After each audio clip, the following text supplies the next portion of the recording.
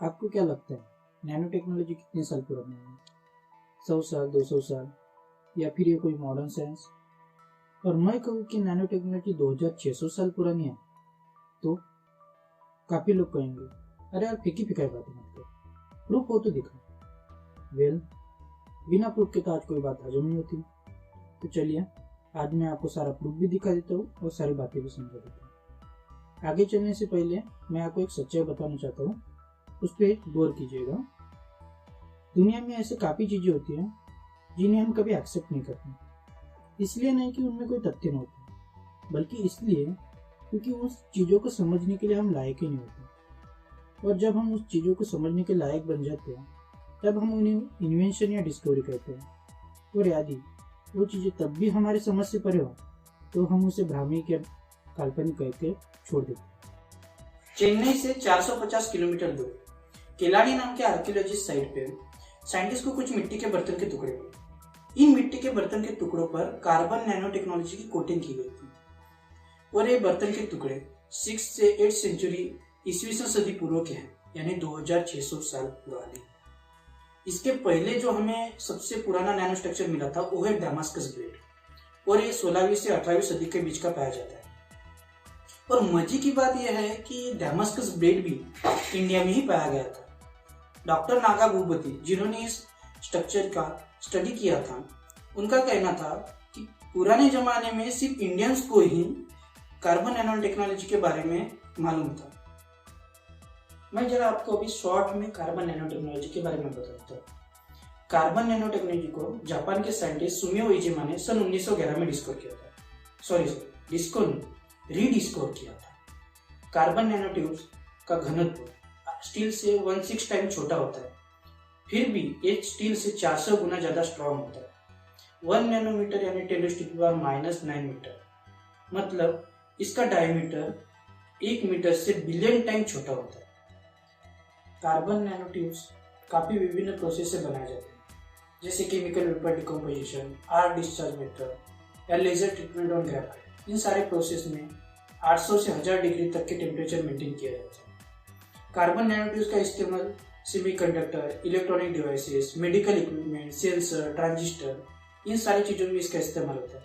इसके अलावा iron man ने भी अपने पैराशूट में कार्बन नैनो टेक्नोलॉजी का इस्तेमाल किया था।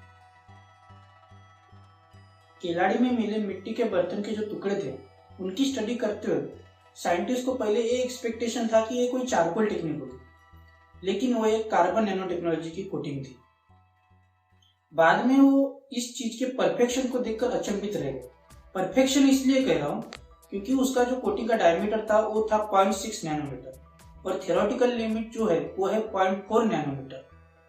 थ्योरेटिकल लिमिट और जो डायमीटर था वो काफी करीब था। थ्योरेटिकल लिमिट माने ऐसी स्टेट जो सारे डिफेक्ट से फ्री हो, यानी जिसमें एक भी त्रुटि ना हो। आपको एक उदाहरण के तौर पे समझाते हैं। जैसे हमने किसी वायर से करंट पास किया तो स्टार्टिंग में जितना करंट पास किया उतना हमें एंड में नहीं मिला। जैसे 100% पास किया तो 100% नहीं मिलता, कुछ बहुत करंट हीट के तौर पे लॉस हो जाता है। लेकिन जैसे जैसे हमने टेम्परेचर को घटाना चालू किया वैसे वैसे हीट का लॉस होना भी कम होता है।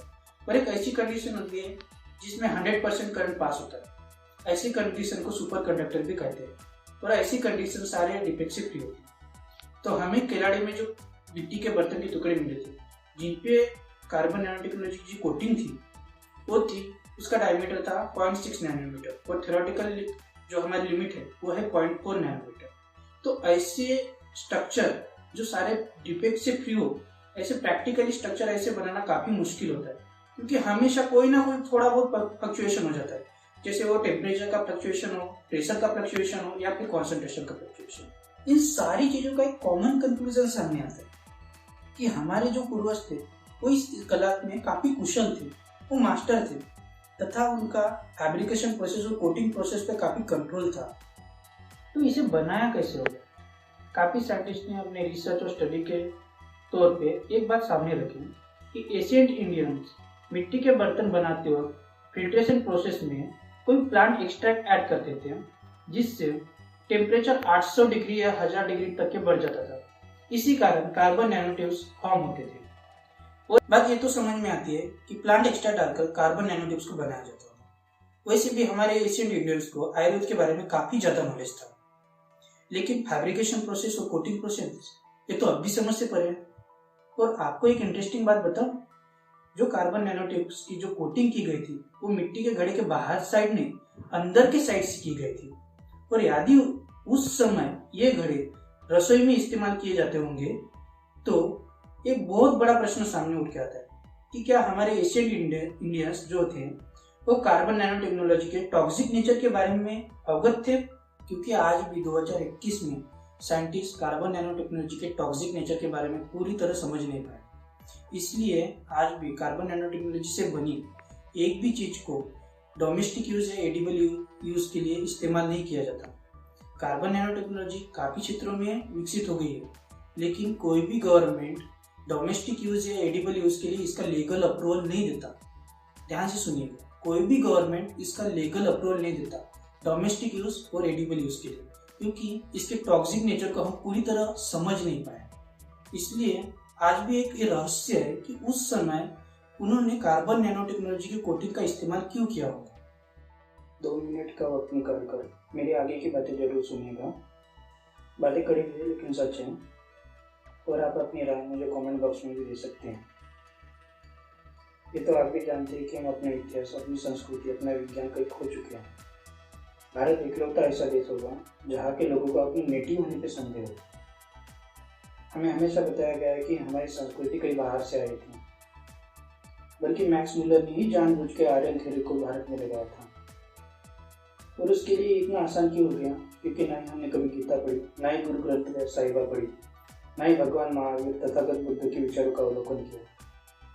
हमारी संस्कृति के विज्ञान और इतिहास को कभी हमने खोजने की कोशिश ही नहीं की, इसलिए उनके रास्ते आसान हो गए। उनके लिए आसान हो गया हमारे इतिहास के साथ छेड़छाड़ करना, तर्क वितर्क के साथ पेश करना। और हम तब उन्हें ये भी नहीं कह सकते कि नहीं ये ऐसा नहीं है, ये ऐसा है, क्योंकि हम खुद अपने इतिहास के बारे में पूरी तरह नहीं जानते थे। इसलिए उन्होंने जो कहा हम एक्सेप्ट करते गए और उसे ही फॉलो करते गए। लेकिन अब जरूरत है उस कड़ी को तोड़ने की। मैं ये नहीं कहना चाहता कि मॉडर्न साइंस मत पढ़ाओ या स्कूली बच्चों को इंग्लिश में मत पढ़ाओ।